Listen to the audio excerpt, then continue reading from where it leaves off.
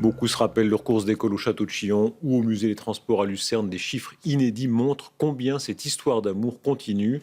Les musées suisses attirent des millions de visiteurs, plus encore que le cinéma. David Berger, Martine Claire. Les musées suisses et leurs visiteurs, une belle histoire d'amour. 12 millions d'entrées en 2015 pour les 1111 institutions culturelles du pays. Plus encore que le cinéma, c'est ce que nous apprend la première enquête du genre présentée aujourd'hui par la Confédération. C'est passionnant. On voit avec ces chiffres qu'énormément de gens vont au musée. 72% de la population y va au moins une fois par an. C'est le sport national des Suisses.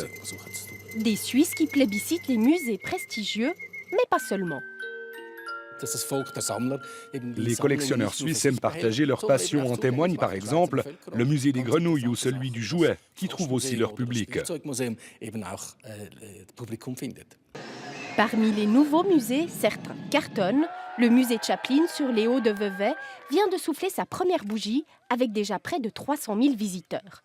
D'autres ont plus de peine. Faute d'un public suffisant, la Fondation Pierre Arnaud, dans la commune valaisanne de Lens, va fermer ses portes 3 ans après son ouverture. Tous deux ont fait le pari des mécènes. Pour la directrice de l'Office fédéral de la culture, il est temps de repenser la collaboration publique-privée en matière de financement des musées. Il devrait y avoir une meilleure concertation et c'est un des éléments aussi que nous démontre aussi la statistique.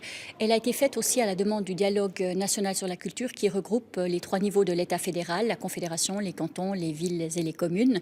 Et nous avons aussi un intérêt de la part des fondations privées qui financent ces musées pour essayer de déterminer aussi quels sont les axes prioritaires pour arriver à un paysage le plus cohérent possible.